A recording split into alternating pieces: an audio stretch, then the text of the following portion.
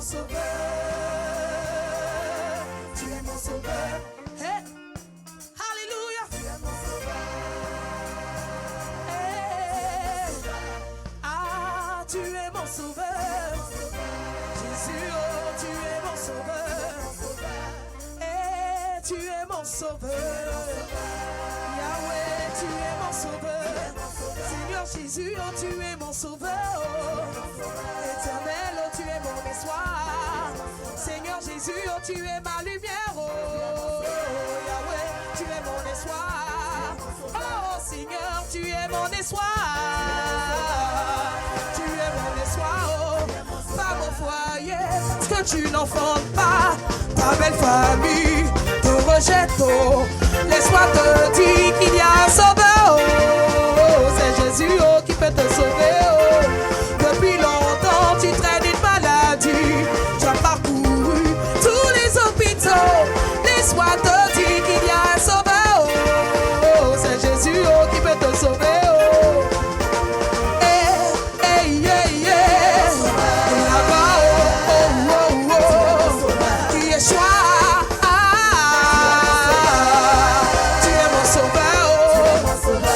C'est Dieu qui est fort, il est fort, il est fort, il est volé, il faut aller, c'est Dieu qui est fort. Ah oh, c'est Dieu qui est fort. Ah oh, c'est lui qui est fort. Il est fort, il est fort, il est volé, il est fort, il est fort aller, c'est Dieu qui est fort. Ah oh, c'est lui qui est fort.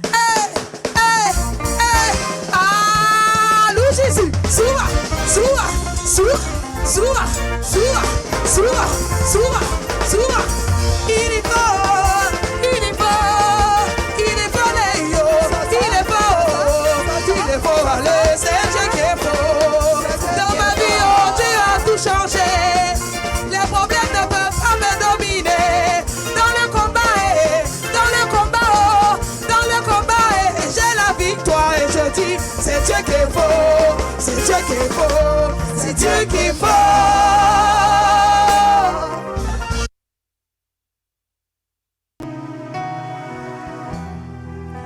Toi qui as reçu le nom élevé, le nom au-dessus de tout nom, nous voulons te bénir.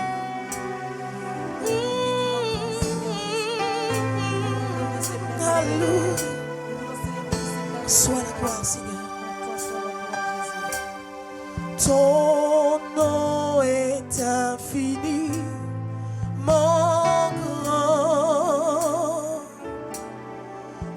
ton nom est infiniment grand. Ta majesté s'élève au-dessus des cieux. Que ton nom est infiniment grand. Ton nom est infiniment grand. Que ton nom est infiniment grand. Ta majesté s'élève au-dessus des cieux. Que ton nom est infiniment. Oui, ton nom, Seigneur. Toi qui as reçu le nom au-dessus de tout nom, je veux te bénir.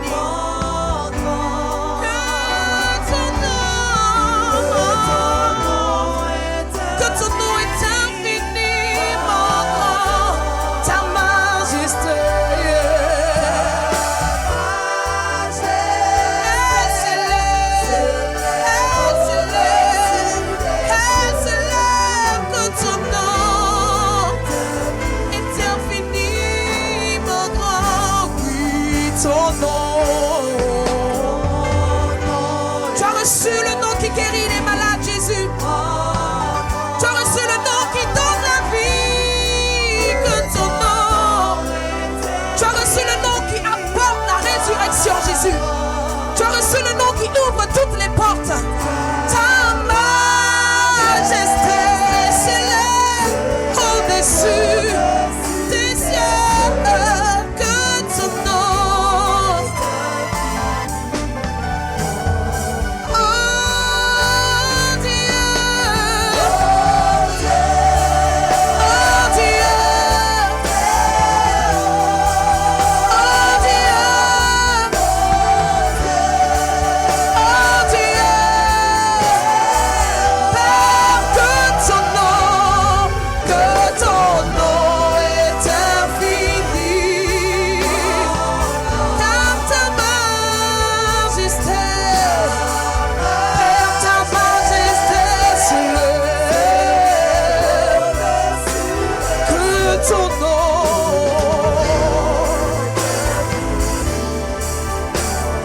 Oh Dieu. Oui, oh Dieu. Tu es le Dieu très haut. Oh Dieu.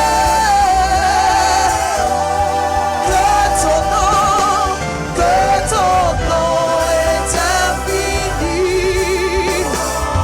Car ta majesté. Oh Jésus, comment ne pas te célébrer? Comment ne pas te rendre toute la gloire, agneau de Dieu? Comment ne pas te magnifier, prince de paix, lion de la tribu de Judas? Toi qui as reçu le nom au-dessus de tous les noms, je veux te bénir, Jésus. Je veux te célébrer, agneau de Dieu. En ton nom, tout genou fléchit. En ton nom, les aveugles voient. En ton nom, les sourds entendent. En ton nom, les boiteux marchent, Seigneur. Tu as reçu le nom élevé.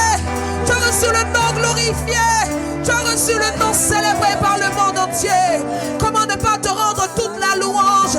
Comment ne pas te rendre la gloire? Alléluia. Oh Dieu. Oh Dieu. Très haut. Oh Dieu.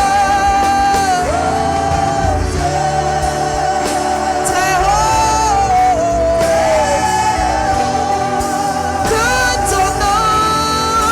Que ton nom est infini. Que Dieu soit béni. Que Dieu soit béni. Que Dieu soit béni. Majesté s'élève au-dessus. Merci Seigneur. Alléluia. Tu es Dieu, tu es glorieux, tu es vivant, Seigneur. Reçois l'honneur et la célébration en ce jour, Dieu notre Père. Nul n'est comme toi. Nul n'est semblable à toi. À la vérité, tu es le seul et véritable Dieu de la terre et du ciel. Et nous sommes devant ta face encore en ce jour, le samedi 9 mai, pour te célébrer et te glorifier et te bénir, Seigneur. Merci pour tout, au nom de Jésus. Amen. Bien-aimés, vous tous qui êtes connectés à présent, que la paix et la grâce de l'Éternel, notre Dieu, soit avec chacun de vous. Vous êtes tous bénis au nom de Jésus-Christ de Nazareth. Vous nous suivez de l'Europe, de l'Asie, de l'Australie, de l'Afrique, des États-Unis, du Canada. Quelle que soit votre localisation, la grâce du Seigneur vous touche là où vous êtes présentement. Je suis votre frère dans la foi, pasteur Aké Martial, premier responsable des églises Mission Chrétienne Réconciliation, en abrégé MCR. Et ce jour, je suis encore là, devant le trône de la grâce, avec chacun de vous, bien-aimés, pour partager la parole de Dieu avec vous. Vous êtes les vainqueurs. Vous, c'est quelques membres de l'église MCR ou des personnes qui n'appartiennent à aucun de ces groupes, mais qui éventuellement tombent maintenant sur le direct. Il n'y a pas de hasard avec Dieu. Si vous tombez maintenant sur ce direct, le Seigneur a une pensée pour vous. Il a une parole pour vous. Je voudrais vous encourager, bien-aimés, à rester connectés pour comprendre ce que Dieu veut vous dire ou alors que ce que Dieu a à nous dire en ce moment. Vous êtes bénis parce que plusieurs auraient voulu être là maintenant et recevoir cette parole, mais ils n'ont pas eu cette grâce. Mais à vous, Dieu fait cette grâce. C'est donc pourquoi je voudrais que maintenant on puisse partager ce direct, partager sur les pages, partager dans les différents groupes, partager via WhatsApp, partager via Messenger. Voilà, partager sur les pages, dans les différents groupes, partager via WhatsApp, via Messenger, inviter des amis et connaissances à suivre cette pensée de Dieu. Vous êtes vraiment bénis de Dieu au nom de Jésus. Depuis le lundi, nous avons commencé cette étude dont le thème est ainsi formulé, la famille selon Dieu. Dieu tient essentiellement à la famille et la famille est le terrain privilégié pour le Seigneur. La famille est le terrain privilégié pour le Seigneur où Dieu manifeste sa bénédiction. Dieu veut nous voir constituer des familles. La famille a son essence dans le couple et le couple, avec les enfants, nous formons une famille. C'est donc pourquoi le plan de Dieu, c'est que nos familles soient bien bâties et soient en paix. Lorsque les familles sont en paix, ça fait des sociétés en paix, ça fait des nations en paix. Et très souvent, les incompréhensions dans une nation, dans nos sociétés, dans le monde, résultent du fait que les familles ne sont pas stables et que plusieurs familles sont en dislocation et dans le trouble. Bien-aimés, voici donc pourquoi je veux qu'à travers cette parole, quelqu'un trouve la pensée de Dieu, l'orientation du Seigneur pour savoir comment bâtir sa famille. La famille est importante et il faut tout faire dans le plan de Dieu. Nous avons démontré depuis le premier jour pourquoi le mariage est important, puisque la famille commence par le couple. Le choix du conjoint. Pourquoi faire un bon choix? Qu'est-ce que le bon choix? Il y a des choix qui sont constitués sur de mauvaises fondations. Nous avons déjà étudié tout cela. Nous n'allons pas revenir sur tout cela. Si vous n'avez pas suivi les messages, les enseignements précédents, nous vous encourageons à retourner sur notre page Pasteur Aké Mbo Martial, juste à la fin de ce message pour voir tout ce que nous avons vu concernant les conseils sur le choix du conjoint. Un enseignement qu'il faut réfuter et mettre à l'écart aujourd'hui, c'est l'enseignement charnel qui vous pousse à ne pas consulter Dieu, dans le choix de votre conjoint et à prendre un homme et une femme selon des critères purement humains. C'est vraiment très dangereux et une erreur.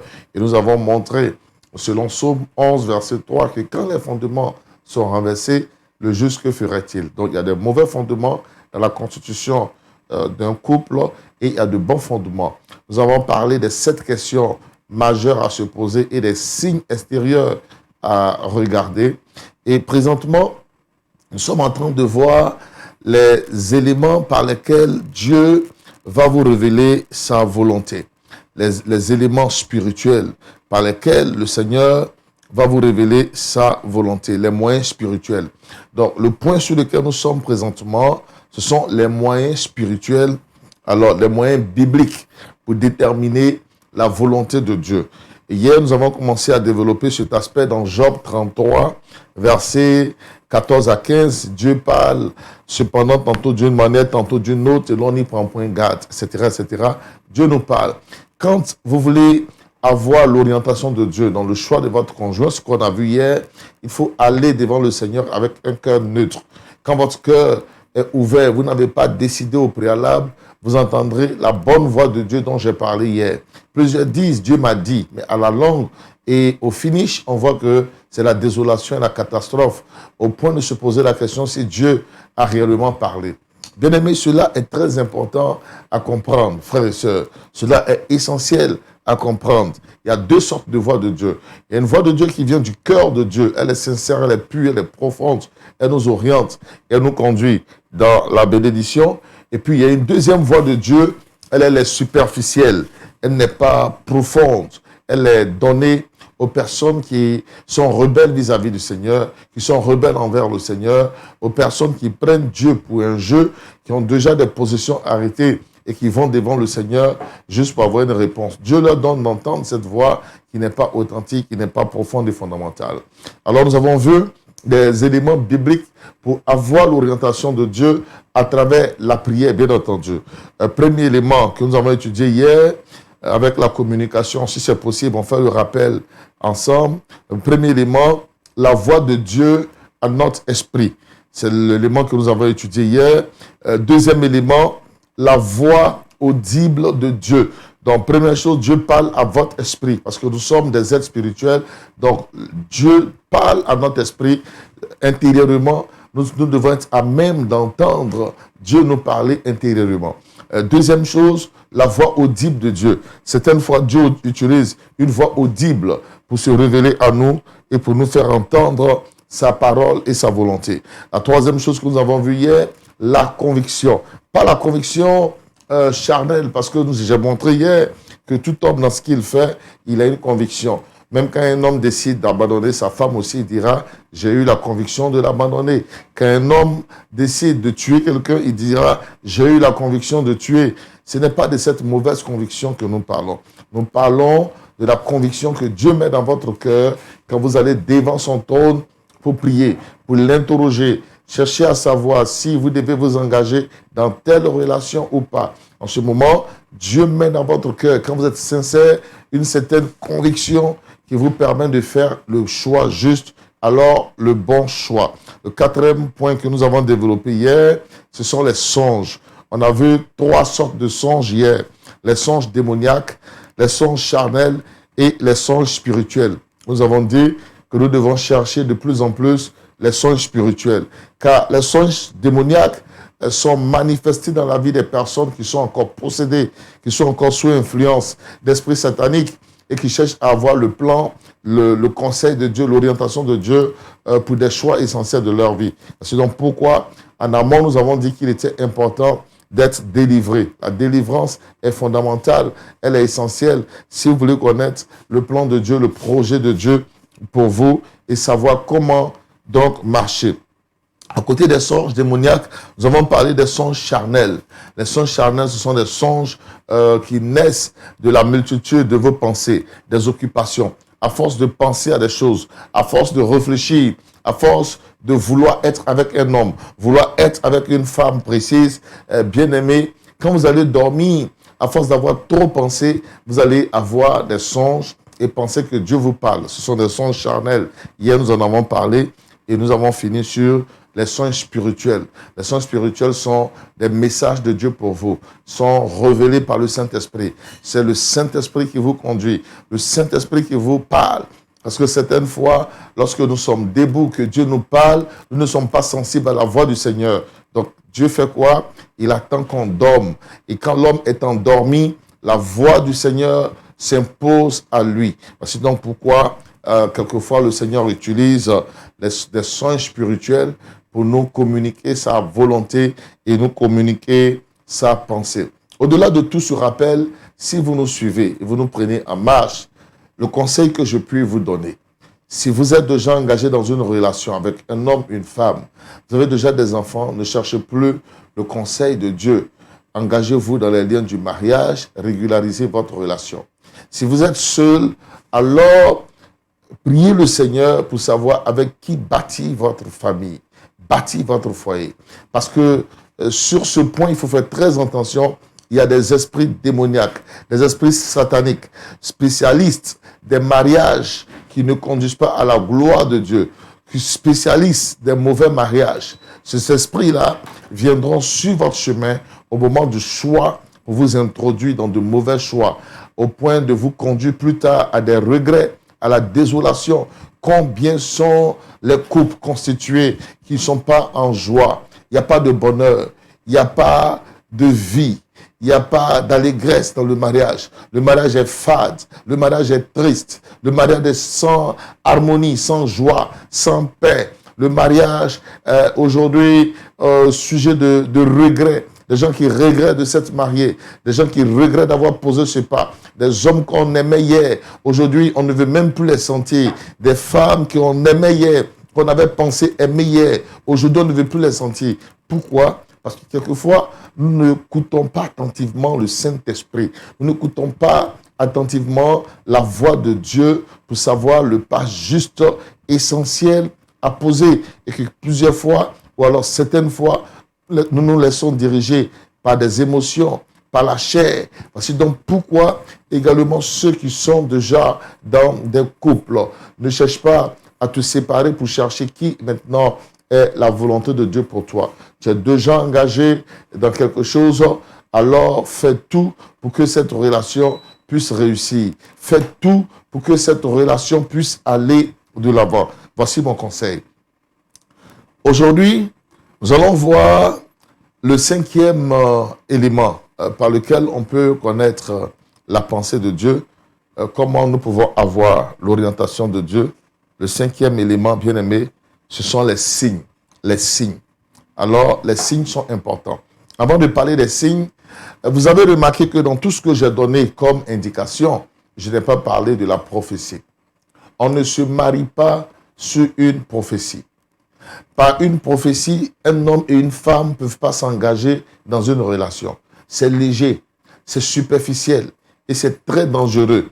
La prophétie n'a pas pour objectif et pour but spirituel de marier les gens, d'introduire des hommes et des femmes dans le mariage.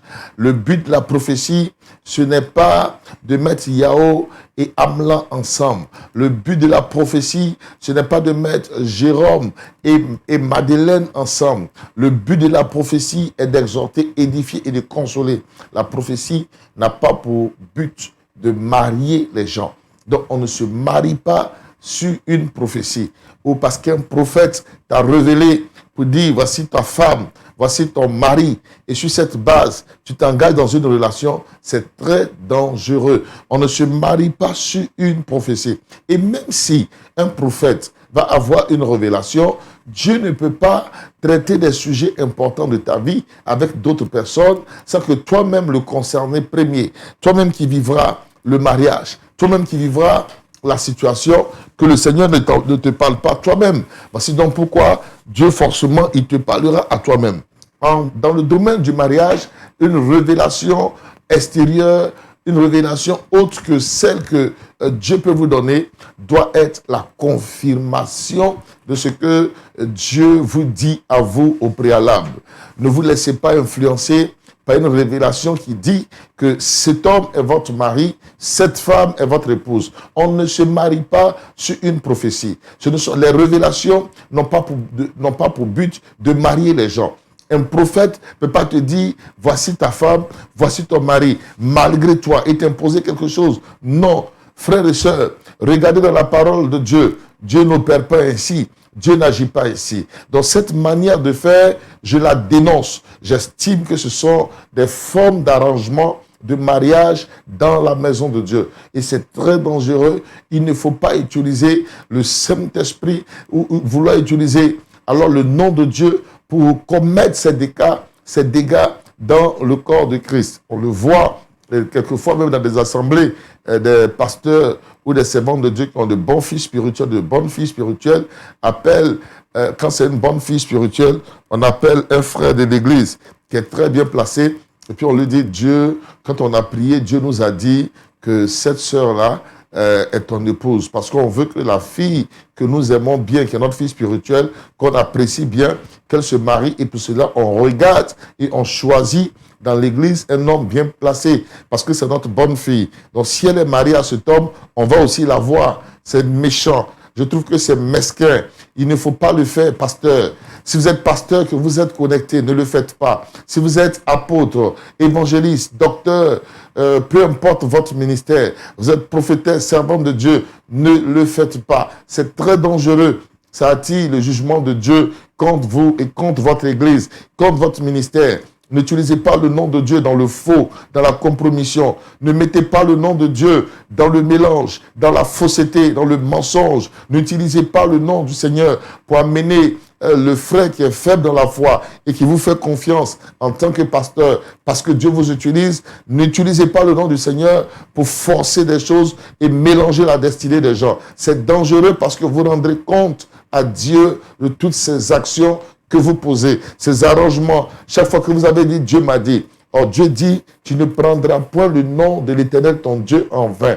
Il ne faut jamais prendre le nom de Dieu en vain. C'est très dangereux. C'est très, très, très dangereux, bien-aimé. Ça attire des jugements. Ça attire des malédictions. Il faut faire très attention, bien-aimé. Voici pourquoi je vous exhorte encore en ce jour à marcher dignement et conformément à la parole de Dieu.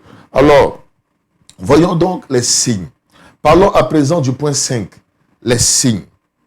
Les signes. Qu'est-ce que les signes? Les signes sont des indications.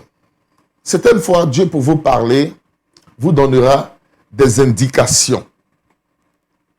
En amont, c'est-à-dire bien avant que les choses n'arrivent, le Seigneur vous donnera certaines indications, quelquefois des jours avant, des semaines avant, des mois avant, des indications pour vous permettre de reconnaître une personne, une situation, un événement, lorsque la chose arrivera ou lorsque la personne arrivera.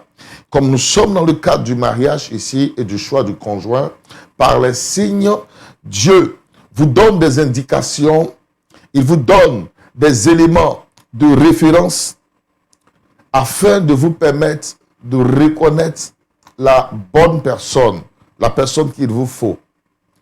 Les signes, d'un point de vue spirituel, sont comme des panneaux indicateurs.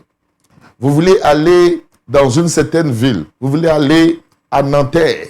Vous allez voir, alors du côté de la France, vous allez voir des panneaux qui vont vous indiquer le chemin de Nanterre. Vous voulez aller vers Bordeaux. Quand vous êtes sur la route, vous allez voir au niveau des panneaux qui vous indiquent le chemin de Bordeaux. Vous êtes en Côte d'Ivoire, vous voulez aller à Yamoussoukro. Vous quittez Abidjan, vous allez voir des panneaux qui vous indiqueront la voie de Yamoussoukro. Alors, dans le spirituel, les signes sont des panneaux qui vous indiquent le bon chemin, qui vous indiquent la bonne personne. Quelquefois, vous cherchez une pharmacie, vous cherchez une maison, un endroit, et vous allez voir un panneau indicateur qui porte le nom et avec une flèche orientée sur cette maison, sur l'endroit, il est inscrit là-dessus pharmacie. Et vous savez que vous avez trouvé le bon endroit. Dans le spirituel, les signes sont des panneaux indicateurs qui indiquent des personnes, qui vous indiquent la bonne personne dans le cadre du choix d'un conjoint. Mais comment est-ce que cela fonctionne? Alors comprenons avant le fonctionnement que les signes sont également des codes. Les signes sont des codes. Ce sont des codes que Dieu vous donne pour vous permettre de prendre le bon chemin, pour vous permettre de prendre la bonne voie. Donc les signes sont des panneaux indicateurs, les signes sont des codes spirituels que vous recevez de Dieu ou que vous proposez à Dieu afin de vous permettre de prendre la décision juste. Alors, là-dessus, bien-aimés, il faut distinguer deux types de songes. Pendant que nous continuons, partagez le direct, s'il vous plaît. Partagez. Je prie maintenant pour les 50 premières personnes qui partagent, que Dieu vous honore. Toute personne qui partage maintenant, je prie que tu reçoives la grâce de Dieu. Reçois une bénédiction spéciale de Dieu dans ta vie au nom de Jésus-Christ de Nazareth. Alors, les signes, il y a deux types de signes. Premier type de signe, ce sont les signes de Dieu vers l'homme. Certaines fois, lorsque Dieu vous fait connaître sa volonté, Dieu vous propose lui-même des signes. C'est le premier type de signe et nous allons étudier dans la parole de Dieu ce premier type de signe. Les signes et comment est-ce que cela fonctionne quand Dieu, dans ce premier type de signe, ce sont des signes de Dieu vers l'homme. C'est le Seigneur lui-même qui choisit les codes, qui choisit les signes et il vous communique ces signes-là pour vous dire quand telle chose va arriver. Si tu vois ce signe-là, si tu vois tel élément, sache que c'est la bonne personne dont je te parlais. Alors, nous allons voir dans la parole de Dieu quelques exemples. Premier exemple, l'exemple de Jean-Baptiste. Comment est-ce qu'il arrive à savoir que Jésus est le Messie? Vous savez que quand Jean-Baptiste a commencé son ministère et quand il a commencé à baptiser dans le Jourdain, plusieurs venaient de lui pour se faire baptiser, le baptême de la repentance. Les gens venaient en grand nombre de partout. Il y avait une multitude d'hommes qui venaient, une multitude de personnes qui venaient.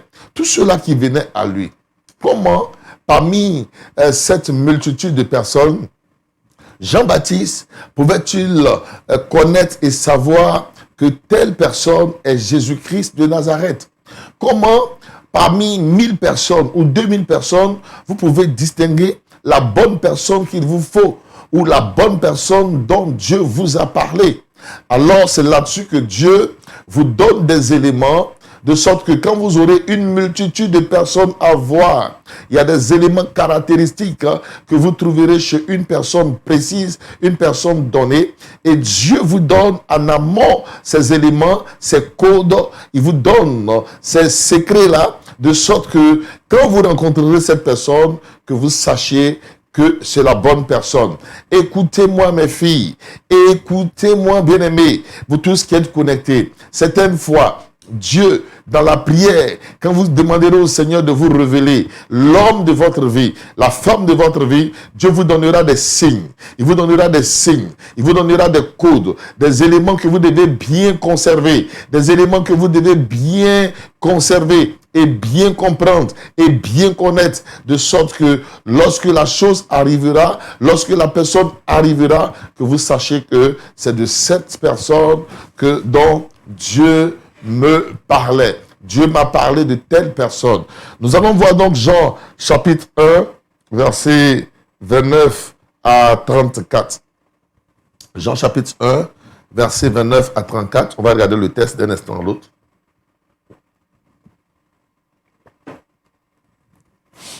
Jean, je dis bien Jean chapitre 1, les versets 29 à 34. On va lire. Et c'est très simple à comprendre. Le lendemain, parlant de Jean, il vit Jésus venant à lui et il dit, voici l'agneau de Dieu qui ôte le péché du monde. Comment Jean a-t-il pu savoir que cet homme qui passait et qui venait à lui comme un homme ordinaire était l'agneau de Dieu qui ôte le péché du monde, à savoir Jésus-Christ? Verset 30, il dit, c'est celui dont j'ai dit, après moi vient un homme qui m'a précédé, car il était avant moi. Donc il dit, c'est celui dont je vous ai dit qu'après moi vient un homme, mais cet homme-là m'a précédé, parce qu'en réalité il était avant moi. Verset 31. Jean dit, je ne le connaissais pas, mais afin qu'il fût manifesté, mais c'est afin qu'il fût manifesté à Israël que je suis venu baptiser d'eau. Verset 32. Jean rendit ce témoignage. J'ai vu l'Esprit descendre du ciel comme une colombe et s'arrêter sur lui. Jean dit, j'ai vu l'Esprit descendre du ciel comme une colombe et s'arrêter sur lui. Verset 33, je ne le connaissais pas, mais celui qui m'a envoyé baptiser d'eau, celui-là m'a dit, donc il m'a dit précédemment, il m'a dit en amont. Certaines fois Dieu peut vous parler, il peut vous parler de votre époux, il peut vous parler de votre épouse, déjà des temps en avant, de sorte que le jour où vous verrez la personne, conformément aux signes que vous avez reçus de Dieu, que vous puissiez identifier cette personne. Or ici Jean dit, dans le verset 33, gardons le verset 33, Jean dit, je ne le connaissais pas, mais celui qui m'a envoyé baptiser d'eau, celui-là m'a dit, celui sur qui tu verras l'Esprit descendre et s'arrêter, celui sur qui tu verras l'Esprit descendre et s'arrêter, c'est celui qui baptise du Saint-Esprit. Donc, Jean commençait à voir beaucoup de gens, plusieurs personnes. Mais quand il a vu Jésus, il voit alors l'Esprit descendre et s'arrêter sur lui. Or, Dieu lui a donné un signe pour dire, celui sur qui tu verras l'Esprit descendre et s'arrêter, c'est lui. Donc, dès que je vois le signe, je n'ai plus à prier. Le signe est déjà manifesté. Dieu me l'avait déjà donné. Et là-dessus, vous devez bien garder les signes que Dieu vous communique. Et ici, donc, Jean, dès qu'il a vu le signe réalisé, il n'avait plus à chercher, il n'avait plus à discuter.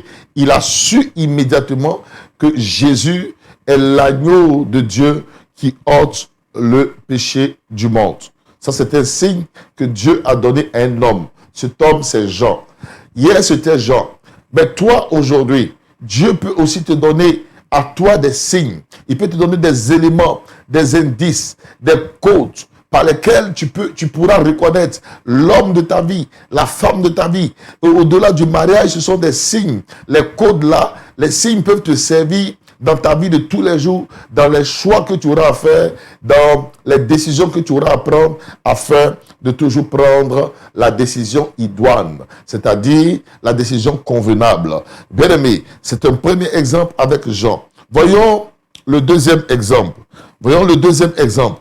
Le deuxième exemple est l'histoire d'un roi de Juda. Ce roi de Juda, son nom c'est Ézéchias. Ce roi a été un roi intègre, quelqu'un qui a vraiment aimé le Seigneur et qui, de son temps, a essayé de faire ce qu'il pouvait faire pour la gloire de Dieu, pour le royaume du Seigneur. L'histoire se trouve en 2 Rois, le chapitre 20, les versets 8 à 11. Ce roi de Juda, Ézéchias, bien aimé, s'est retrouvé malade. Il s'est retrouvé malade et il souffrait d'ulcère.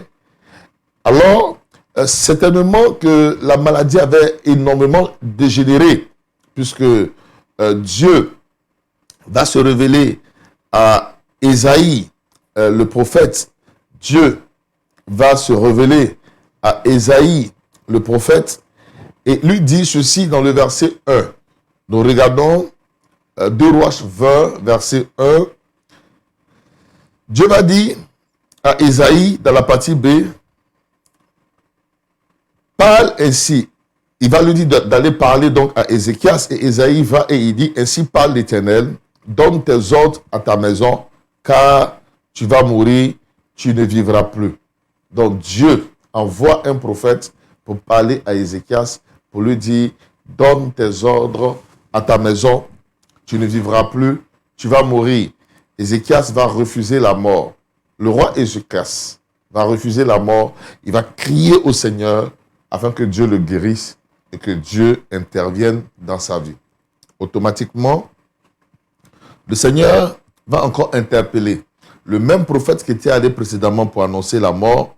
Et le prophète va retourner vers le roi pour lui dire, tu ne mourras plus, tu vivras.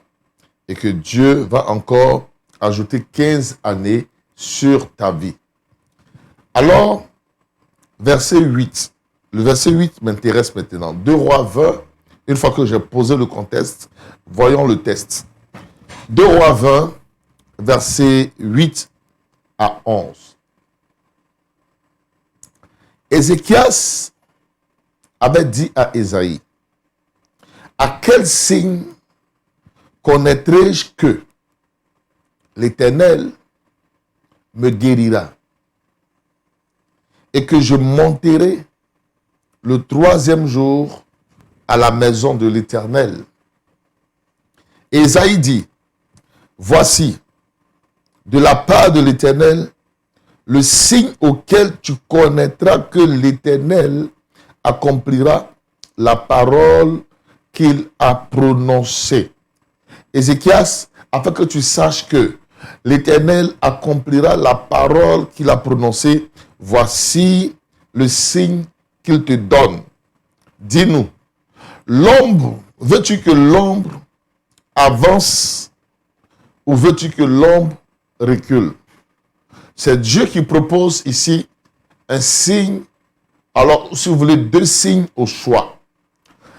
Le premier aspect du signe, Dieu demande ici, par la voix du prophète, au roi, puisque à un certain moment de la journée, comme vous pouvez le constater, dans un temps de la journée, l'ombre n'a pas toujours le même niveau et la même position au cours d'une journée. Quand le soleil est au zénith, vous avez la position de l'ombre. Et les gens d'avant savaient lire les temps et les saisons et quelquefois les heures à partir de la position de l'ombre. Il y a des moments de la journée, il n'y a pas assez d'ombre et à un moment de la journée, l'ombre devient plus grande.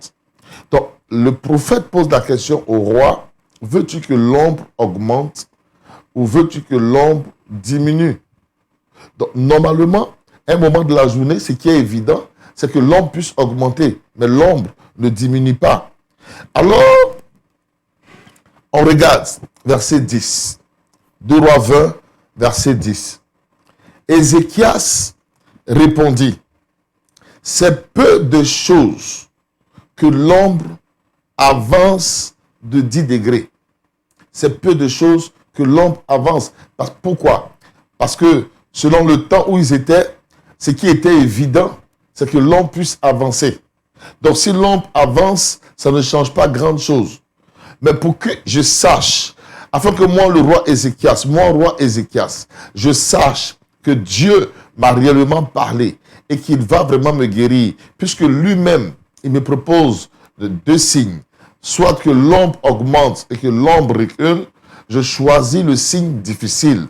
Et nous sommes à un moment de la journée où l'ombre ne peut plus reculer. Mais je veux que l'ombre recule.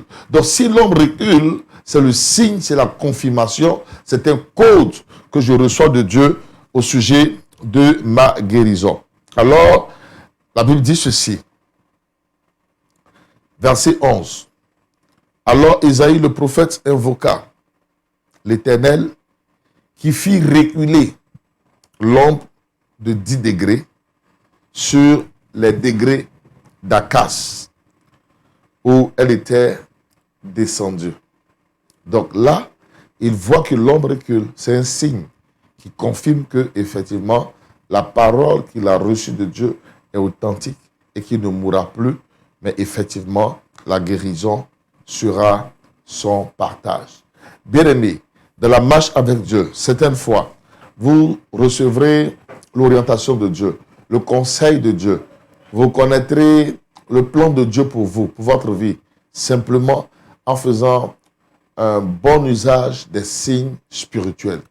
Si vous traitez, vous criez à Dieu, Dieu peut vous donner des signes qui vont vous permettre de savoir le bon pas à poser. Maintenant, si Dieu ne vous donne pas des signes, le deuxième volet, et que nous allons maintenant voir dans les signes, je vous ai dit, il y a 2 types de signes. Premier type de signes qu'on a étudié, ce sont les signes de Dieu vers l'homme, c'est quand Dieu lui-même donne des signes à l'homme, mais ce n'est pas toujours ainsi. Certaines fois, Dieu ne vous donnera aucun signe. L'Éternel Dieu ne vous donnera aucun signe. Et c'est à vous, vous-même, bien-aimés, c'est à vous de proposer des signes au Seigneur. C'est à vous de proposer un signe à Dieu pour savoir quelle décision prendre, pour savoir quel choix faire. Et si nous regardons dans la parole de Dieu, plusieurs personnes dans les Écritures ont eu la grâce d'expérimenter la puissance des signes ou alors du signe ou des signes dans leur vie. Nous avons l'exemple de Gédéon. Gédéon, Dieu le choisit en Juge le chapitre 6 et Dieu veut délivrer le pays par lui. Dieu veut délivrer sa nation par lui. Nous allons lire Juge chapitre 6, versets 36 à 40. Voici ce qui se passe. Juge chapitre 6, versets 36 à 40. Gédéon dit à Dieu, si tu veux délivrer Israël par ma main, puisque Dieu lui a dit que je vais délivrer Israël par ma main, alors Gédéon, pour être sûr que, effectivement, Dieu va le faire, Gédéon dit à Dieu, si tu veux délivrer Israël par ma main, comme tu l'as dit, voici, je vais mettre une toison de laine dans l'air. Donc, je vais placer un tissu dans un certain endroit. C'est ce qu'il veut dire. Si la toison seule se recouvre de rosée, donc si le tissu seul se recouvre de rosée et que tout le reste, tout le tour, l'espace autour de là où j'ai placé ce tissu ou ce morceau de chiffon, si donc la toison seule se couvre de rosée, nous sommes dans le verset 37, et que tout le terrain reste sec, je connaîtrai que tu délivreras Israël par ma main comme tu l'as dit. Ce n'est pas un signe évident. Vouloir que je dépose un élément ici, quelque chose à un endroit. Voilà. Et je dis à Dieu, ok. Par exemple, je dépose dans ma main.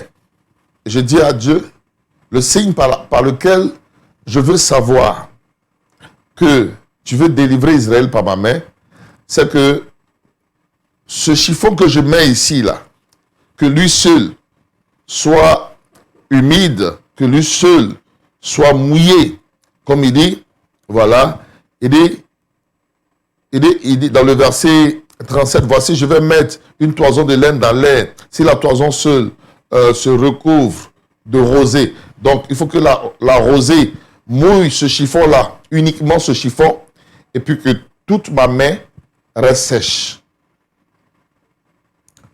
Donc l'espace où je dépose le chiffon, que le chiffon seul soit mouillé et que tout le reste soit sec. Voici le signe que Gédéon propose à Dieu bien-aimé. Verset 38. Nous sommes toujours en Juge chapitre 6, verset 38. La Bible dit, et il arriva ainsi.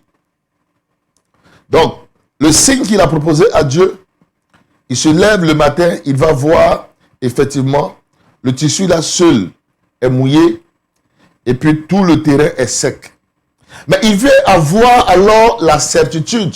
Il se dit, mais est-ce que ce n'est pas un effet des hasards? Est-ce que ce n'est pas le hasard qui a provoqué cela? Pour que je sois sûr qu'effectivement, Dieu est dans l'affaire, je vais proposer un deuxième signe. Verset 38. Donc, le jour suivant, il se leva donc de bon matin, pressa la toison et il en fit sortir la rosée qui donna de l'eau plein une coupe. Donc, quand il se lève le matin, avant de voir le deuxième signe, il prend son morceau de chiffon qu'il a posé à l'endroit. C'était tellement rempli d'eau. Il y avait de l'eau en abondance. Quand il a pressé, ça coulait en abondance. Ça coulait en abondance. De l'eau est sortie en abondance du tissu. L'eau est sortie en abondance de ce morceau de chiffon jusqu'à obtenir un verre plein. Waouh! Frère, ça c'est extraordinaire. Mais vous ne pouvez pas avoir une telle quantité d'eau qui sort alors d'un tissu que vous avez placé à un certain endroit, d'un chiffon que vous avez placé à un endroit, une telle quantité d'eau qui sort de là, sachant qu'il n'y a pas de rivière, rien autour, et puis que tout le terrain reste sec. C'est que Dieu est dans l'affaire. Alors, Gédéon, là-dessus, va proposer un deuxième signe à Dieu pour avoir la certitude. Regardons le verset 39. Gédéon dit à Dieu, que ta colère ne s'enflamme point contre moi, et je ne parlerai plus que cette fois. Je voudrais seulement faire encore une épreuve avec la toison. Donc, il dit à Dieu, j'ai fait une deuxième expérience avec ce morceau de tissu, avec ce chiffon. J'ai fait une deuxième expérience avec cet élément que j'ai en ma possession. Que la toison seule reste sèche et que tout le terrain se couvre de rosée. Donc, il demande alors le signe contraire. Il dit cette fois-ci, l'élément que je vais déposer là, que l'élément là reste sec, mais que tout le tout soit mouillé. C'est le contraire du premier signe. Verset 40. Regardons le verset 40. Et Dieu fit ainsi cette nuit-là. La toison seule resta sèche et tout le terrain se couvrit de rosée. Gédéon a su donc par là que Dieu voulait effectivement délivrer Israël par ses mains. C'était des codes que Dieu lui a donnés. Ces hommes ne sont pas différents de nous. Ils ont cru en Dieu. Ils ont expérimenté. Ils ont voulu. C'est vrai que dans notre dispensation, Dieu nous a donné le Saint-Esprit. Ceux-là, ils n'avaient pas alors autrefois le Saint-Esprit qui leur était donné. Il était difficile pour eux de comprendre directement la volonté de Dieu. Nous sommes dans une dispensation meilleure. Vous avez une grâce meilleure. Mais éventuellement, si vous n'arrivez pas, avec la présence du Saint-Esprit, à comprendre la volonté de Dieu pour vous dans votre choix, vous pouvez alors avoir recours aux signes pour vous aider dans le choix que vous avez à faire. Gédéon a eu recours aux signes. Ézéchias a reçu de Dieu des signes. Nous l'avons vu tout à l'heure. Et nous avons vu Jean-Baptiste qui a reçu des signes.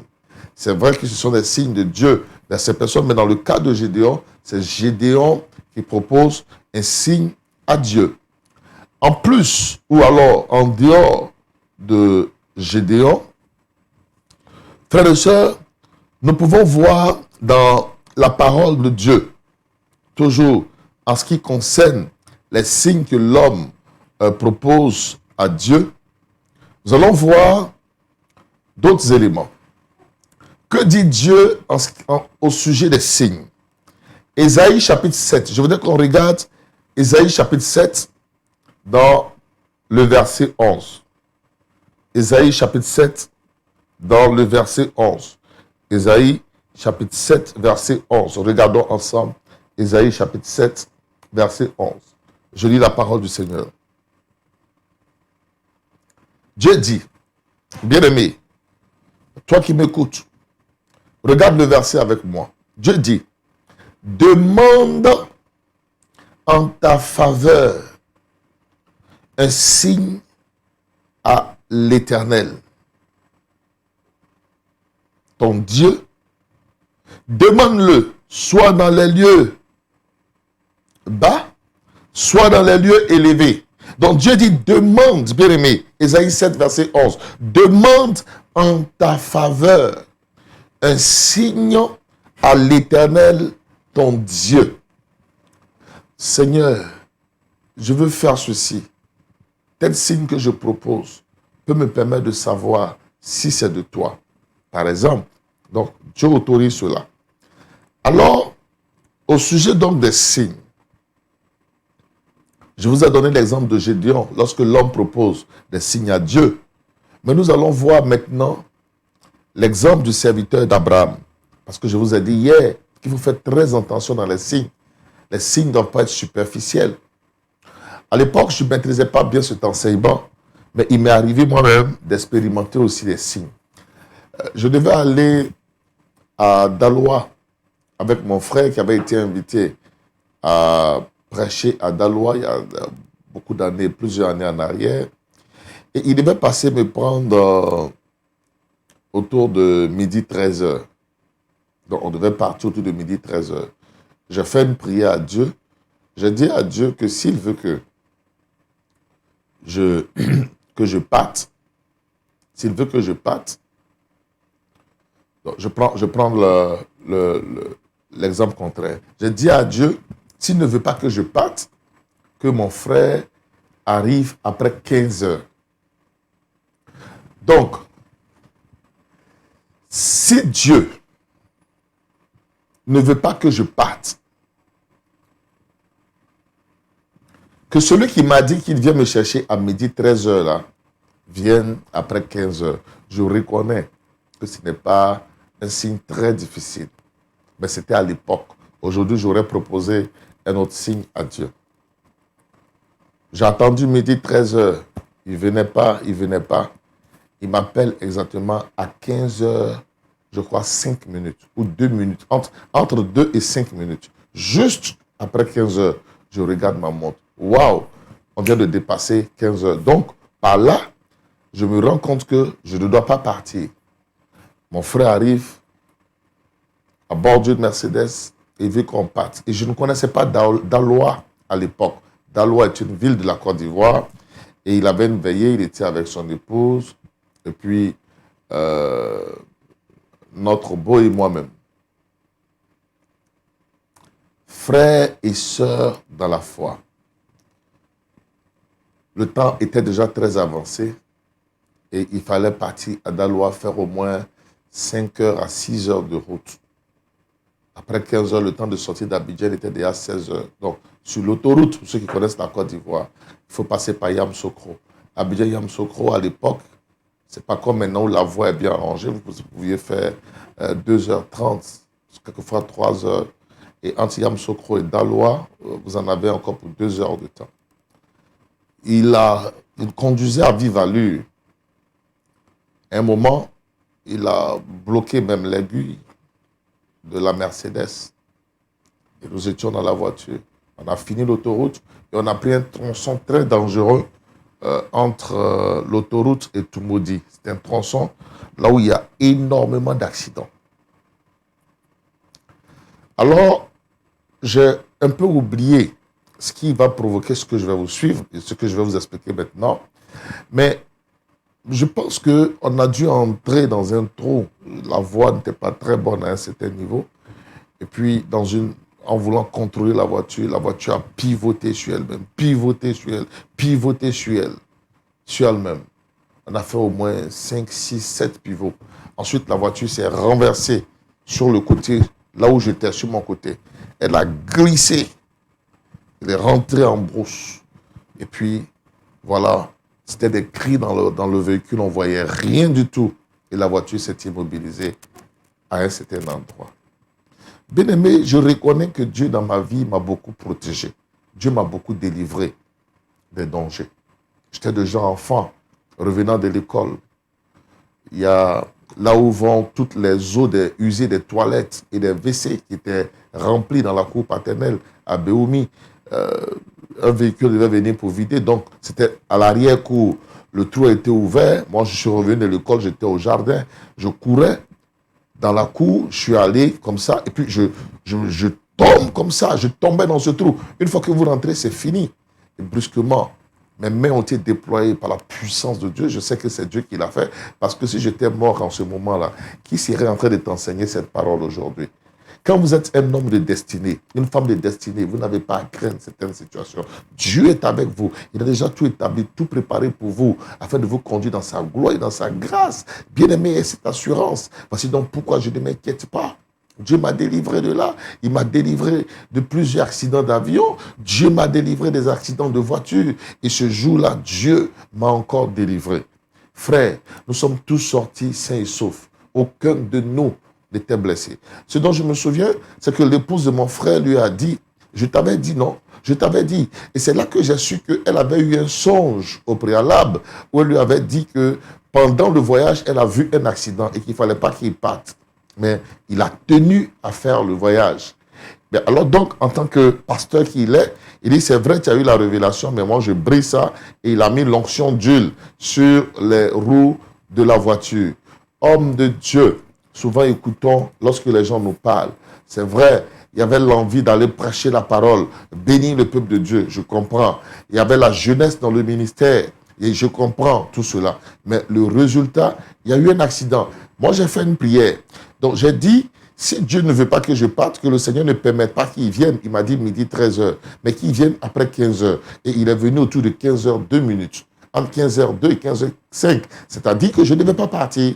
Mais là, si j'étais mort, je serais mort de ma propre faute, de mon incrédulité, de mon erreur. Parce que Dieu m'a montré par le signe, il m'a répondu par le signe que je ne devais pas partir. Mais je me suis entêté et je suis allé.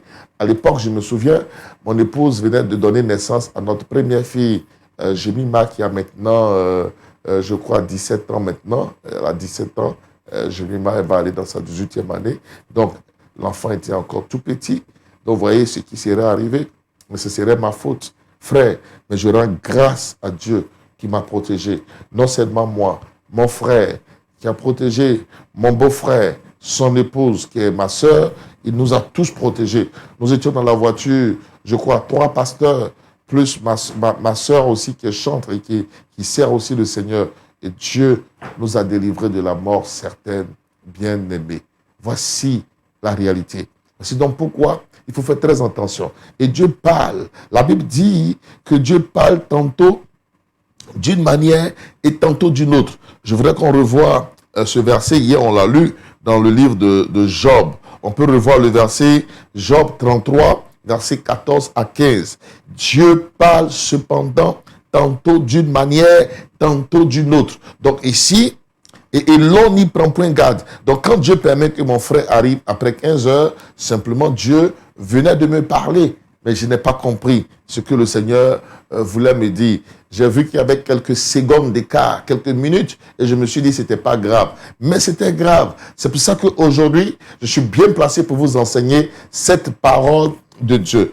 Alors, voyons dans la parole un exemple fondamental, un exemple essentiel, un exemple clé, l'exemple du serviteur d'Abraham. Abraham, bien-aimé, avait été béni par Dieu parce qu'il a marché selon l'alliance avec le Seigneur. Dieu lui a donné un fils du nom d'Isaac. Abraham ne voulait pas que son fils épouse les filles de Canaan, mais que son fils épouse une fille de sa patrie. Donc il envoie son serviteur, l'homme le plus fidèle de sa maison, dans la maison de ses ancêtres pour chercher une femme pour son fils Isaac, pour prendre une femme, une épouse pour son fils Isaac. Alors le serviteur va, ayant à sa disposition les biens de son maître. Et quand il arrive, on va découvrir quelque chose de fondamental et d'extraordinaire. Pour bien comprendre, allons dans les Écritures, allons dans la parole pour lire l'histoire. L'histoire se trouve, bien aimée, dans la foi. Frères et sœurs, vous tous qui nous suivez ce soir, ou alors ce matin, ou cette nuit, c'est selon l'endroit où vous êtes dans le monde. L'histoire se trouve en Genèse, le chapitre 24, les versets 10 à 26. Verset 10, Genèse 24, je dis bien Genèse 24, les versets alors 10 à 26. Nous allons faire la lecture de la parole de Dieu. Lisons la parole du Seigneur. Je lis la parole. La Bible dit ici, Genèse 24, verset 10 et suivant. Voilà, le serviteur prie. Il est écrit que le serviteur prie. Qui est le serviteur? Le serviteur ici, le serviteur d'Abraham. Il prit 10 chameaux parmi les chameaux de son Seigneur et il partit ayant à sa disposition tous les biens de son Seigneur. Il se leva et alla en Mésopotamie, à la ville de Nacor. Verset 11. Il fit reposer les chameaux sur leurs genoux, hors de la ville, près d'un puits, au temps du soir, au temps où sortent celles qui vont puiser de l'eau. Au temps où sortent celles qui vont puiser de l'eau. Quand le serviteur arrive, on va continuer la lecture. Quand le serviteur arrive à destination, comment savoir qui est la femme que Dieu veut pour Isaac? Frères et sœurs, l'orientation du Saint-Esprit est une chose essentielle. Ne marchez pas dans la chair. Ne soyez pas charnel. Ne faites pas les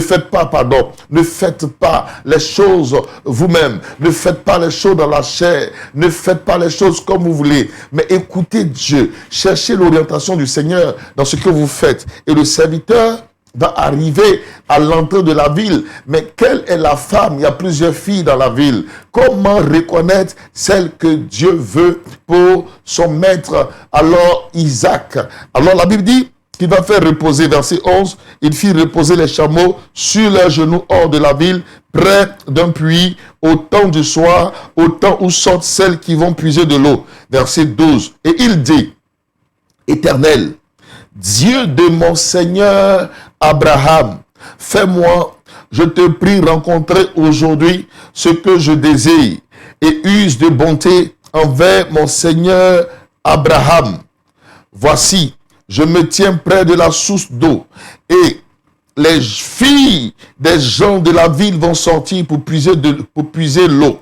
Que la jeune fille à laquelle je dirai, penche ta cruche, je te prie, pour que je boive, et qui répondra, bois. Et je donnerai aussi à boire à tes chameaux, soit celle que tu as destinée à ton serviteur Isaac. Et par là, je connaîtrai que tu uses de bonté envers mon Seigneur. Verset 15. Il n'avait pas encore fini de parler que sortit sa cruche sur l'épaule. Rebecca, née de Bethuel, fils de Milka, femme de Nacor, frère d'Abraham. Verset 16. C'était une jeune fille très belle de figure. Elle était vierge. Et aucun homme ne l'avait connue. Elle descendit à la source, remplit sa cruche et remonta. Verset 17. Le serviteur courut au-devant d'elle et dit, laisse-moi boire, je te prie, un peu d'eau de ta cruche. Verset 18. Elle répondit, bois mon Seigneur. Et elle s'empressa d'abaisser sa cruche sur sa main et de lui donner à boire. Verset 19. Quand elle eut achevé de lui donner à boire, elle dit, je puiserai aussi pour tes chameaux jusqu'à ce qu'ils aient assez bu. Verset 20. Et elle s'empressa de vider sa cruche dans l'abreuvoir et courut encore au puits pour puiser. Et elle puisa pour tous les chameaux. Verset 21. L'homme la regardait avec étonnement et sans rien dire pour voir si l'Éternel faisait réussir son voyage ou non. Verset 22. Quand les chameaux eurent fini de boire, l'homme prit un anneau d'or du poids d'un demi-cycle et 2 bracelets du poids de 10 cycles d'or. Et il dit, de qui es-tu fille? Dis-le-moi, je te prie. Y a-t-il dans la maison de ton père de la place pour passer la nuit? Verset 24, on va s'arrêter là. Elle répondit, je suis fille de Bethuel, fils de Milka et de Nacor. Frère, c'est important comme passage. Waouh! Quel test merveilleux de la parole de Dieu, bien-aimé. Ici, nous allons décrypter le test. Nous allons étudier ce test, bien-aimé. Nous allons comprendre, nous allons disséquer le test. Nous allons faire une étude approfondie du test pour comprendre ce qu'est le signe véritable. Nous allons le comprendre ici, bien-aimé. Ce n'est pas les signes dont je parlais d'hier, dont je parlais hier, où le jeune homme dit à Dieu, si c'est ma femme, dans une église de 10 membres ou de 20 membres, quand elle viendra à l'église aujourd'hui, qu'elle s'asseye à côté de moi, ce n'est pas des signes, ça, bien aimé. Aussi, c'est ma femme qui m'appelle cette semaine, alors que vous vous côtoyez tout le temps. Si c'est mon épouse, ou que elle vient me rendre visite, elle-même, elle t'aime, elle a envie de venir te voir, donc éventuellement dans la semaine, elle passera te voir. Bien aimé, ce ne sont pas des signes, ça. Je te parle du véritable signe et comment le reconnaître. L'histoire est fondamentale et intéressante. Quand le serviteur d'Abraham, bien aimé, le serviteur d'Abraham reçoit les instructions de son maître, tout comme tout bon serviteur, il se met en mouvement et il arrive en Mésopotamie, là où son maître l'avait envoyé. Il se tient, bien aimé, près d'un puits. C'est très important. Nous verrons dans l'étude le mystère du puits et voir que le mariage se trouve au puits. Mais ça, c'est un autre message. Restons dans celui de ce soir pour comprendre ce qu'est le signe. Il se tient près du puits et qu'est-ce qu'il dit? Il dit, il va faire une chose.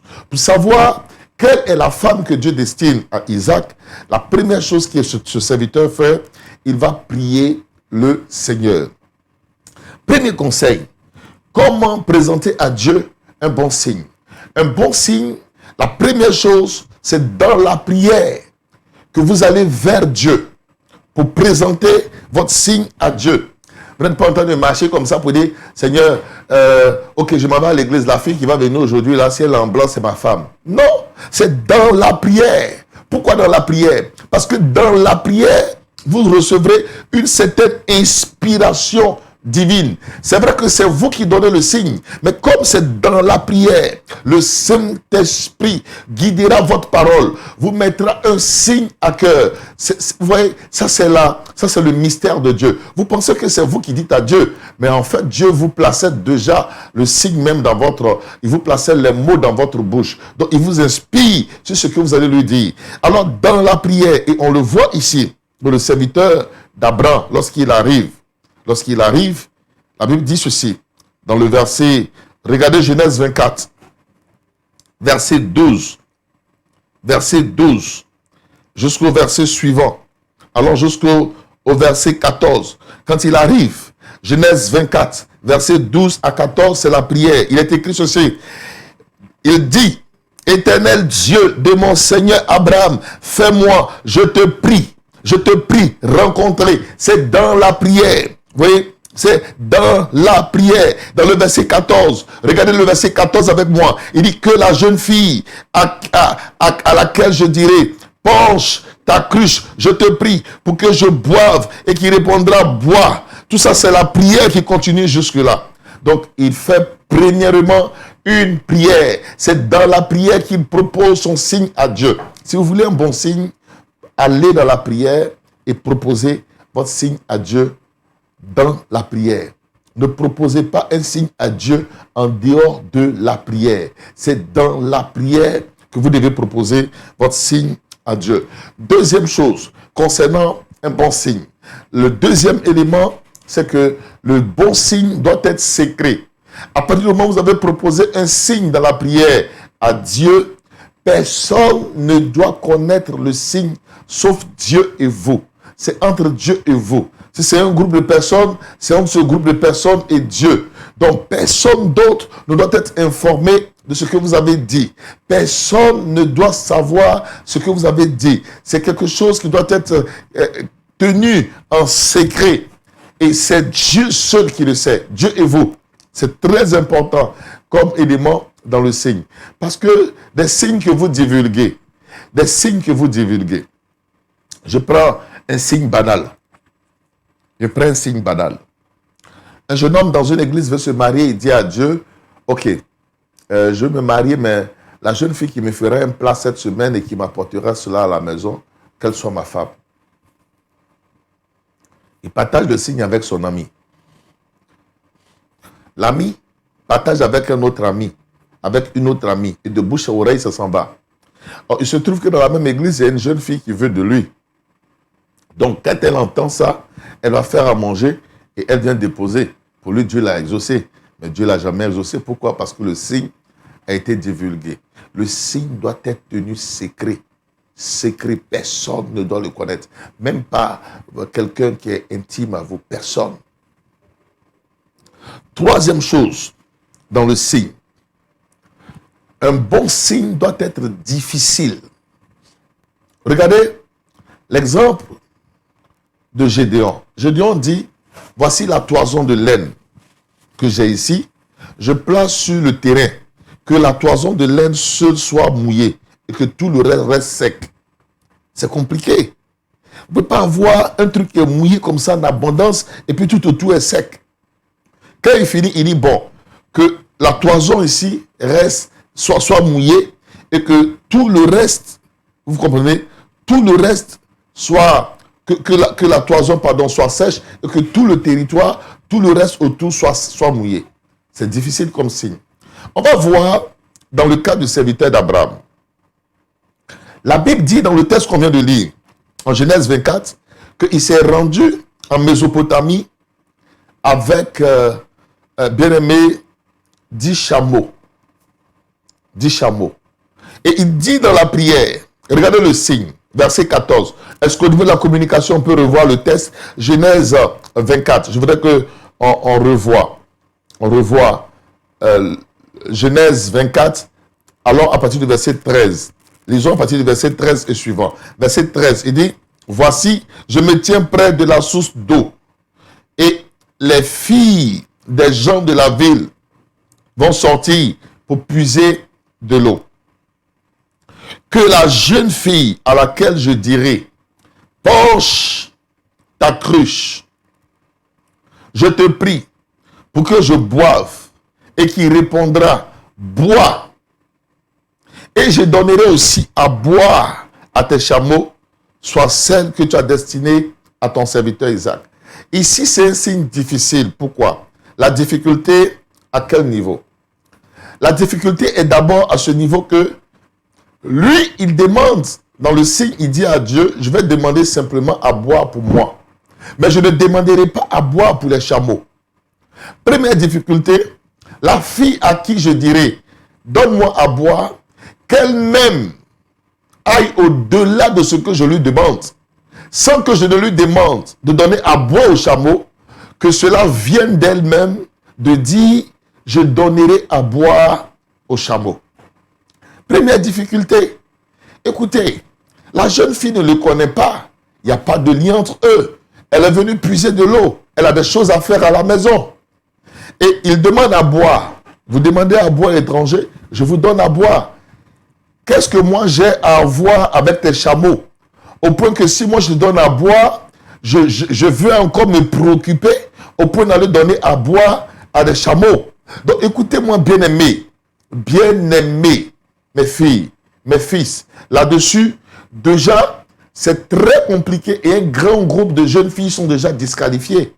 Parce que il ne demande pas à boire, il ne demande pas pour les chameaux, il dit donne-moi à boire. Donc la jeune fille qui lui donne à boire, elle n'a pas mal fait. Elle donne à boire à l'homme, elle s'arrête là, elle est disqualifiée. Parce que le signe dit, celle qui dira bois et je donnerai à boire à tes chameaux. Très difficile comme signe.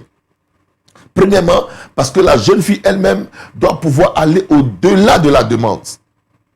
Combien de personnes peuvent aller au-delà d'une demande pour quelqu'un qui ne connaisse pas? Tu rencontres quelqu'un dans la rue qui dit, madame, je n'ai pas mangé, c'est très compliqué pour moi, j'ai besoin de 5 000 francs. CFA, souvent même tu ne donneras pas les 5 000, tu donneras peut-être 1 000 francs ou 500 francs. Mais pourquoi toi tu vas aller pour lui donner 50 000 alors qu'il t'a demandé 5 000 francs ou tu as donné 30 000? Quelqu'un t'a demandé 10 euros ou bien 1 euro et puis tu lui dis tiens 100 euros dans la rue, quelqu'un que tu ne connais pas. Pourquoi? Il t'a demandé 10 euros, tu dis bon c'est vrai, je ne te connais pas, mais tiens 3 euros pour te débrouiller. C'est ce qui est normal. Ou à la limite, tu as demandé 10 euros, si tu es trop gentil, tu donnes les 10 euros, mais tu ne vas pas à 100 euros. Pourquoi donner à boire à des chameaux que je ne connais pas? Je ne connais pas le propriétaire des chameaux, je ne connais pas, je ne sais pas qui il est. Il m'a demandé à boire. L'eau est source de vie. Il me demande à boire, je lui donne à boire. Et je m'arrête là. J'ai des travaux, j'ai des tâches à la maison, j'ai du travail à la maison. Et puis c'est le soir. C'est le soir. Regardez très bien le texte. Il dit, et si vous êtes dans le texte, regardez, dans le texte que nous venons de lire, faisons une bonne étude du texte de la parole que nous venons de lire. Dans le verset 11, ou même dans le verset Oui, dans le verset 12. Non, ça c'est surtout dans le verset 11. C'est bon, verset 11. Il fit reposer les chameaux sur leurs genoux, hors de la ville, près d'un puits, au temps du soir. Au temps du soir. Ça veut dire que la nuit approche. Qu'est-ce que j'ai à faire au puits avec un homme que je ne connais pas et qui me demande à boire, étranger, prends l'eau et je m'arrête là. La difficulté est que, bien aimé, la jeune fille doit pouvoir deviner et aller au-delà et donner à boire aux chameaux. Or, ce sont des animaux qui boivent énormément. Ils peuvent rester quelquefois 3 semaines sans boire de l'eau. Mais quand ils décident de boire en quelques minutes, même en 3 minutes, quelquefois même en 2 minutes, ils peuvent vous finir 100 litres d'eau. Un seul chameau peut boire une barrique d'eau. Un seul chameau peut boire et finir une barrique d'eau. Vous finissez facilement 100 litres d'eau. Or, ici, il y a jusqu'à 10 chameaux. Alors que puiser de l'eau, déjà pour un seul chameau, c'est très difficile. Parce qu'ils viennent d'un voyage. Ils boivent énormément. Puiser pour un premier, un deuxième, jusque pour les 10. C'est du boulot, c'est énorme. Mais c'est un travail d'Hercule, frères et sœurs. Qui va se donner cette tâche? Pourquoi ce sacrifice? Pourquoi cette difficulté? Pourquoi se sacrifier autant? Mais justement, parce que ici, le serviteur sait que le bon signe ne doit pas être facile, mais que tout bon signe est caractérisé par la difficulté. Quand il n'y a pas de difficulté majeure dans le signe que vous proposez à Dieu, le signe n'est pas bon. Tout bon signe doit être caractérisé, bien-aimé, retenez ceci aujourd'hui. Tout bon signe doit être caractérisé par une difficulté majeure. Donc il dit, dans le verset 14, regardez le verset 14 avec moi, que la jeune fille à laquelle je dirai, penche ta cruche, je te prie, pour que je boive, et qui répondra, bois, et je donnerai aussi à boire à tes chameaux, soit celle que tu as destinée à ton serviteur Isaac. Si c'était dans notre génération, je vois plusieurs de mes filles déjà être en mage. Vous êtes déjà disqualifiées, mes filles. Et vous ne pouvez pas puiser l'eau même pour un seul chameau. À plus forte raison, 10 chameaux. On verra comment sortir du célibat. Je réserve ça pour comment sortir du célibat. Amen. Que Dieu nous bénisse. Donc, tout bon signe doit être difficile, très complexe. Très complexe, très difficile. C'est ça le bon signe. 4e chose. Le signe authentique doit se réaliser totalement. Ici, par exemple, le serviteur dit, je me tiens au bord du puits. La jeune fille à qui je dirai, donne-moi à boire, et qui dira, bois, et je donnerai à boire à tes chameaux, soit celle que tu as destinée à ton serviteur Isaac. Si une fille arrive, je dis, donne-moi à boire, elle dit, tiens, bois, et puis elle s'arrête là, le signe n'est pas totalement réalisé. Si une autre vient, il dit, donne-moi à boire, elle dit, bois, et elle donne à boire au premier, au deuxième, jusqu'au 9e chameau, et elle ne donne pas à boire au 10e chameau, le signe n'est pas réalisé. C'est donc pourquoi quand vous proposez des signes à Dieu, retenez très bien les thèmes du signe que vous avez proposé au Seigneur. C'est un thème de pacte. Et Dieu est dans l'affaire. Si Dieu est dans l'affaire, il ne permettra pas que la personne s'arrête au 9e. Mais toi, tu diras, ok, comme elle a déjà donné à boire jusqu'à 9 sur 10, là, c'est bon. C'est que c'est elle. C'est pas elle, hein. Tu as dit que la fille à qui je dirai, donne-moi à boire, et qui dira, bois, et je donnerai à boire à tes chameaux. C'est la totalité. Tes chameaux, c'est tous les chameaux. Ils sont 10, et les 10 doivent boire. Donc si elle s'arrête à 9, ce n'est pas elle. Mais la fille qui donne à boire à tous les 10 chameaux est celle que Dieu a choisie. Alors, quand Rebecca arrive au puits, verset 17, regardons encore le verset 17 et suivant, Genèse 24, verset 17 et suivant. Le serviteur courut au-devant d'elle et dit, laisse-moi boire, je te prie, un peu d'eau de ta cruche. Verset 18. Elle répondit, bois mon Seigneur. et elle s'empressa d'abaisser sa cruche sur sa main et de lui donner à boire. Quand elle lui a achevé de lui donner à boire, elle dit, je puiserai aussi pour tes chameaux jusqu'à ce qu'ils aient assez bu. C'est pas comme s'ils vont goûter l'eau. Ils vont boire et ils seront rassasiés d'eau. Ils n'auront plus envie de boire. Et là, c'est vraiment difficile. Et chaque chameau peut boire, retenez ceci, jusqu'à 100 litres d'eau. Ce n'est pas la pompe de maison qui est là à votre disposition, où vous ouvrez le robinet et vous laissez couler l'eau dans un récipient pour que les animaux boivent. Mais là, vous devez faire un effort, aller puiser l'eau avec quelque chose pour prendre l'eau et puis tirer la corde, verser là. Ce n'est pas au même endroit. Aller verser là, l'animal boit, vous retournez prendre. C'est vraiment des mouvements, des va-et-vient. Des va-et-vient. Frère, après un tel exercice, toute la nuit, vous êtes courbaturé. Vous êtes courbaturé pour des jours et des semaines. C'est compliqué comme exercice. C'est compliqué. Il y a beaucoup d'énergie ici à fournir. Mais c'est ça le véritable signe qui est difficile. Et puisqu'il est difficile, il doit se réaliser et s'accomplir en totalité. Et nous voyons que effectivement, c'est ce que Rebecca va faire. Le signe, bien aimé, sera accompli intégralement lorsque on regarde. La Bible dit dans le verset 20, et elle s'empressa de vider sa cruche dans l'abreuvoir, et elle courut encore au puits pour puiser, et elle puisa pour tous les chameaux. Elle a puisé pour le premier, le deuxième, le troisième, le quatrième, jusqu'au 10e, tous les chameaux. L'homme, verset 21, l'homme la regardait avec étonnement, sans rien dire, pour voir si l'Éternel faisait réussir son voyage ou non. Quand les chameaux eurent fini de boire, donc c'est-à-dire que le signe est maintenant accompli, l'homme prit un anneau d'or. Ici, symbole d'alliance, peut dire que tu as le choix de Dieu pour mon maître Isaac. Il prit un anneau d'or du poids d'un demi-cycle et 2 bracelets du poids de 10 cycles d'or. Et il dit, de qui es-tu fille? Dis-le-moi, je te prie. Y a-t-il dans la maison de ton père de la place pour passer la nuit? Elle répondit, je suis la fille de Bethuel. Frère, on verra cela dans la suite. Vous voyez, si vous vous approchez de Dieu, pour que Dieu vous guide dans votre choix, le Seigneur ne vous laissera pas faire n'importe comment, n'importe quoi. En fait, souvent nous faisons de mauvais choix parce qu'on n'est pas prêt à obéir à Dieu. On n'est pas prêt à se soumettre à Dieu. On n'est pas prêt à se soumettre à l'Esprit de Dieu, à la volonté de Dieu, aux choses de Dieu. C'est donc pourquoi nous faisons de très mauvais choix. Bien-aimés, nous avons vu depuis hier jusqu'à aujourd'hui, en ce qui concerne les éléments, les moyens spirituels, les moyens bibliques pour déterminer la volonté de Dieu, nous avons vu un certain nombre d'éléments. 1. La voix de Dieu à notre esprit. Dieu. 2. La voix audible de Dieu. Je reprends. 2. La voix audible de Dieu. 3. La conviction. 4. Les songes. 5. Les signes.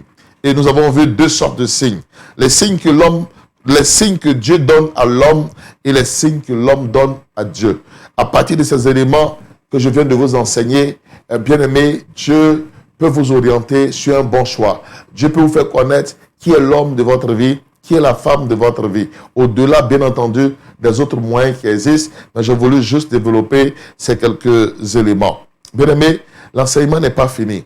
Pour ce module, nous allons finir dimanche. Nous allons finir dimanche à 17h GMT. Nous allons voir un dernier aspect dans l'enseignement. Nous allons voir la légalisation du mariage. C'est le point que nous allons développer dimanche, la légalisation de la relation. La légalisation de la relation. Nous allons parler de la dot. Est-ce que c'est biblique ou pas? Et d'autres choses. Mais ça, c'est pour dimanche à 17h GMT, 18h heure d'Angleterre, 19h heure de la France, 2h du matin heure du Japon et 11h heure du Colorado. Je vous invite à ne pas rater cette étude que nous aurons. Ça sera le premier module. Après dimanche, lorsqu'on va boucler l'enseignement de dimanche, on va faire un break, c'est-à-dire une pause. Et puis, nous allons, après quelques moments, puisque vous me suivez régulièrement, je vous indiquerai, on reviendra pour le deuxième module. Et pour le deuxième module, on va étudier On va prendre maintenant la vie du couple. Où je vous parlerai des 6 piliers, des 6 fondements, des 6 vases dans le mariage. On va développer cela. On continuera peut-être dans le 3e module à voir comment sortir du célibat. On parlera des enfants. Il y aura des prières de bénédiction et de grâce. Alléluia. Élève la voix pour dire merci au Seigneur pour la parole que tu as reçue en ce jour. Élève la voix, dis merci au Seigneur.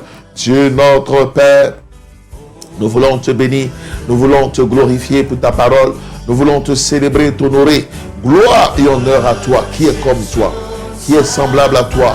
Tu es le Dieu de gloire, tu es le Dieu vivant, tu es le Dieu vivant, tu es le Dieu qui règne.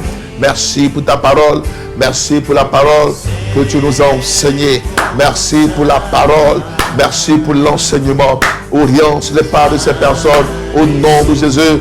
Oriente-les sur de bons choix, de bons choix, de bons choix par ton esprit. Au nom de Jésus-Christ de Nazareth. Alléluia. Que Dieu soit béni. Alléluia. 2e sujet. Alors je rappelle, ceux qui sont déjà dans une relation, ne cherchez plus à savoir. Régularisez votre relation. Et vous êtes déjà dans un mariage, ça ne va pas, n'en sortez pas. Priez pour que Dieu permette que les choses s'arrangent. 2e sujet, vous êtes seul. Vous avez besoin de rentrer dans un mariage. Priez que Dieu ouvre les éclats des cieux. Ceux qui sont déjà dans une relation, vous allez prier pour l'harmonie dans votre mariage. S'il y a des troubles dans votre relation, vous êtes en séparation, priez que Dieu ramène, que Dieu permette que l'amour revienne, les choses soient restaurées. Prions, prions, prions. Prions pour les familles, prions, prions, prions, prions. Et devant la voix, la brada kayam toboho, rimo skin mayam tarabaho, lorimo skin mountain lorio si kababaho, lorimo skin mountain morimo skin bababaho, lorion tobo lorimons karabahayam torobolos kautem.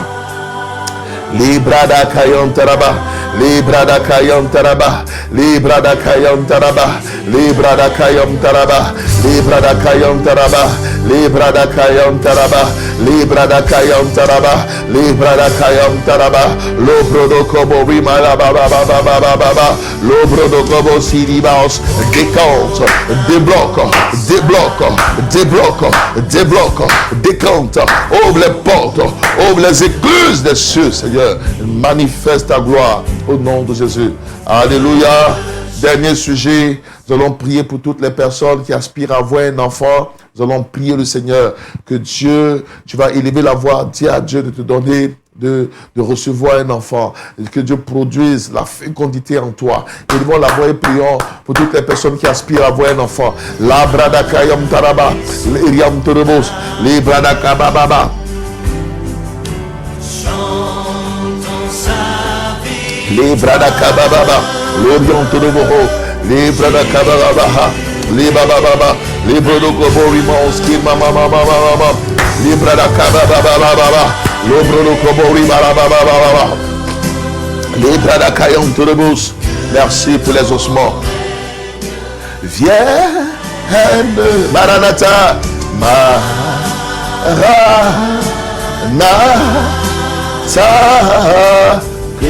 Jésus règne en moi. Alléluia, alléluia, alléluia.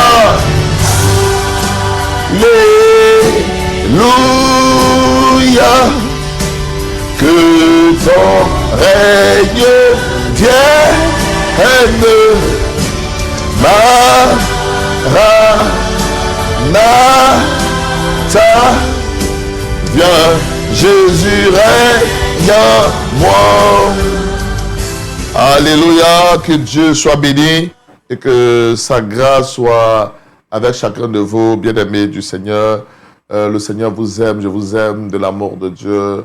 Ne ratez pas demain, d'abord demain ce soir même déjà, aujourd'hui samedi. Alors samedi, donc ce soir à 20h30 GMT, 21h30 heure d'Angleterre, 22h30 heure de la France, nous aurons le temps de la reconnaissance envers Dieu. Vous voyez, toute la semaine, Dieu nous a fait du bien. Ne terminez pas la semaine, bien-aimés, sans vous arrêter pour dire merci à Dieu. Donc, on se retrouve tout à l'heure pour un moment de célébration et d'adoration. Demain, alors, ou dimanche, à 5h GMT, 6h heure de l'Angleterre, 7h heure de France, on se retrouve pour, à 5h GMT, j'ai dit, pour un moment de prière Ne ratez pas cela, ça sera vraiment important. Et puis à 9h, demain dimanche ou dimanche à 9h, GMT, 10h heure de l'Angleterre, 11h heure de la France, nous aurons le culte. On va achever la session. Demain, on aura 2 achèvements. Le matin, on va achever la session sur les moments favorables à la tentation. Et puis le soir, à 17h, on va achever le premier module sur la famille selon Dieu. Je vous aime de l'amour de Dieu. Le Seigneur aussi vous aime. Tous ceux qui veulent entrer en contact avec moi, mon numéro est là, qui passe sur la bande. Le plus 225 07 84 72 32. Je reprends, plus 225 07 84 72 32. Et comme nous sommes également dans le culte, vous avez une offrande, une sémence, quelque chose que vous voulez s'aimer. Pour l'œuvre de Dieu, je vous encourage, donnez votre offrande à Dieu. De là où vous êtes, il y a des moyens conventionnels que vous pouvez utiliser.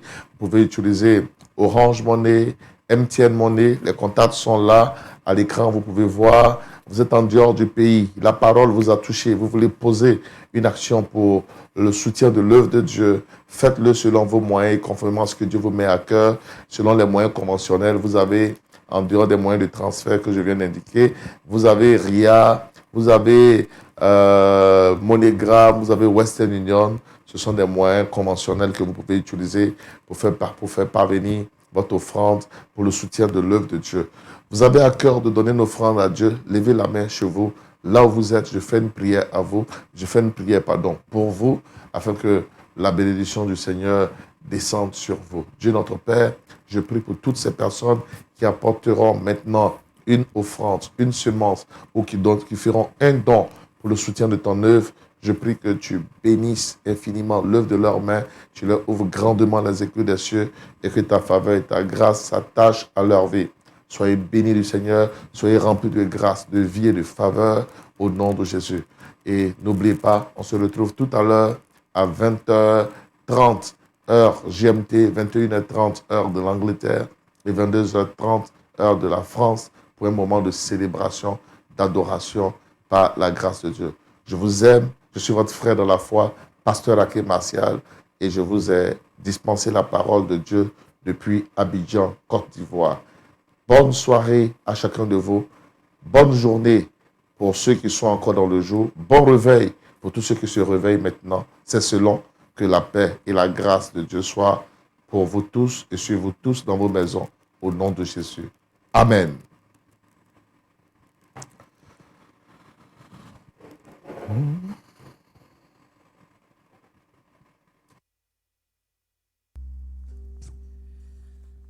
Bien-aimé, tout est accompli pour que tu sois dans la joie. Le voile a été déchiré pour que toi aussi tu puisses célébrer ce Dieu-là. Alléluia. Tout est accompli, le voile est déchiré. Tout est accompli, victoire. Tout est accompli, le voile est déchiré. Tout est accompli, victoire. Tout est accompli, le voile est déchiré. Tout est accompli, victoire. Tout est accompli, le voile est déchiré. Tout est accompli, victoire. Tout est accompli, Jésus est vivant. Tout est accompli, victoire. Tout est accompli, le voile est déchiré. Tout est accompli, victoire. Tout est accompli, le voile est déchiré. Tout est accompli, chantons victoire. Tout est accompli, le voile est déchiré. Vous Tout est accompli, victoire. Seigneur, ta parole est vérité. Amen, ta parole est vérité. Amen. Seigneur Jésus, ta parole est vérité. Amen, ta parole est vérité. Amen. Jésus, ta parole est vérité. Amen, ta parole est vérité. Louez, louez, louez, louez, bougez, dansez, battez les mains, louez. Bougez. Tout est accompli, le voile est déchiré.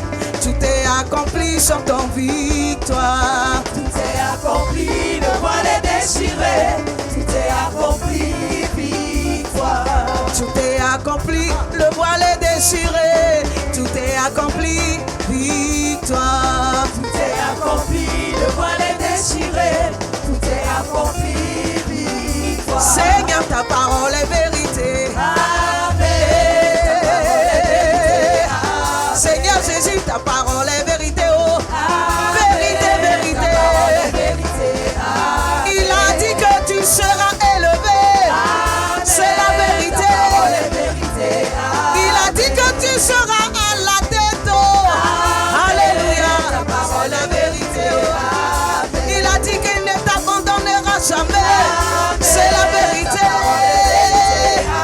Alloué. À bouger, à bouger, à bouger, à bouger. Loué, loué, loué, loué, loué, loué. Est-ce qu'on peut s'abaisser pour danser le roi? Loué, loué, loué, loué. À bouger, bouger, bouger, bouger, bouger, bouger, bouger. Seigneur, ta parole est vérité.